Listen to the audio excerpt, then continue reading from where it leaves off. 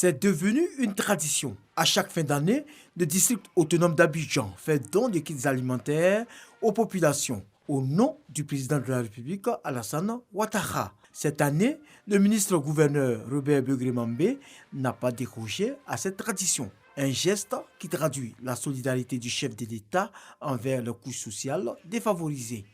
Le chef de l'État, par la série de dons qui va s'engager maintenant, veut exprimer sa solidarité à l'égard de ses frères et sœurs ivoiriens. Et nous demandons à nos chefs de village, nos chefs de communauté, les guides religieux que nous appelons les ministres de la parole révélée, et nous demandons aux agents du district ainsi qu'à tous ceux qui vont en bénéficier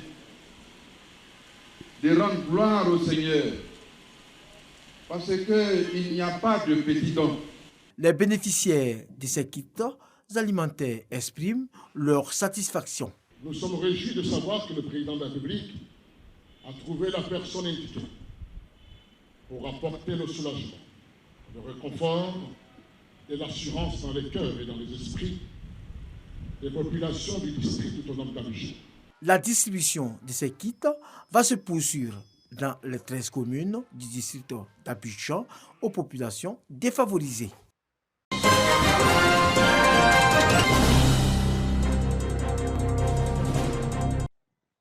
Usine des femmes de Côte d'Ivoire de Diabo. Usine pour la transformation des produits vivriers en produits semi-finis. Le riz, le manioc, le gombo et autres produits maraîchers sont transformés et mis en boîte. Il n'y a que la transformation qui peut donner une valeur ajoutée à leur production afin d'augmenter leurs revenus.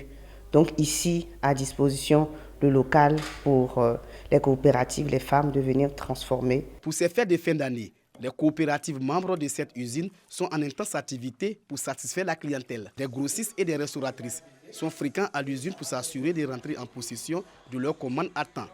Des commandes pour ravitailler les autres marchés du pays et même l'extérieur. Il y a la fête qui est là, il y a beaucoup la clientèle. Et aujourd'hui même, je suis en manque de riz. Donc je suis venu faire un peu la pression pour que je puisse avoir une forte quantité parce que la demande est forte chez moi. Je suis venu acheter un peu de gnagna, placali, djungle. Dans ce temps, il y a assez de clients. Bon, ici, comme c'est le vrai. Cette forte pression des clients oblige l'usine à fonctionner de jour comme de nuit. Avant, on faisait 2 tonnes par jour, mais maintenant, à cause de la fête, en tout cas, il y a beaucoup de clients, beaucoup de commandes. Donc, ça fait qu'on peut faire 3 tonnes, 4 tonnes. À cause de la fête, on travaille le jour comme la nuit. Actuellement, on a un peu de commandes qu'on doit livrer au plus tard avant les fêtes. À cause des fêtes, on travaille vraiment beaucoup. Les responsables de l'usine donnent l'assurance quant à la disponibilité des productions en grande quantité. Ici, il y a tout et nous avons la qualité. Et ce sont nos mamans, il faut les soutenir. Donc, consommer local, c'est meilleur. Les périodes des fêtes restent des moments où les demandes en produits vivriers sont grandes. L'usine des femmes de Diabo veut se positionner comme l'un des greniers de la région du Béquet.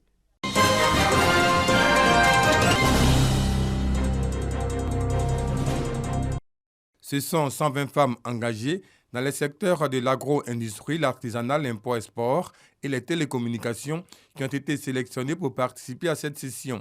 Objectif, enregistrer les besoins et défis que rencontrent ces femmes et faire des recommandations pour les perspectives d'avenir. Aujourd'hui, je trouve que le panel est d'une grande qualité, puisque les femmes entrepreneurs ont beaucoup de vigueur et beaucoup d'idées pour améliorer leur business et pour sortir leur épingle du jeu.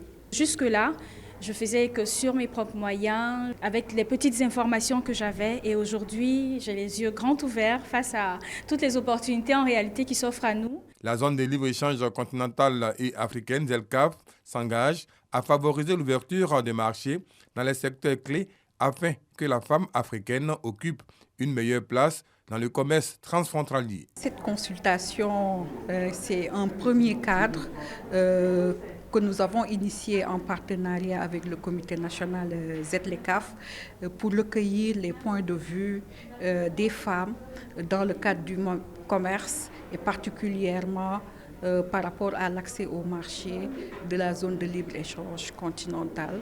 Cette initiative a eu le soutien du gouvernement, car il s'agit de booster les statistiques des femmes entrepreneurs. Vous avez parfaitement compris que les femmes constituent un poids économique et un potentiel important qui est encore inexploité, que leur participation effective à la vie sociale, économique et culturelle constitue un véritable enjeu du développement durable dans notre pays. Cette concertation est la première parmi les 4 sessions. Elle va se poursuivre en 2022 dans les villes de l'intérieur du pays.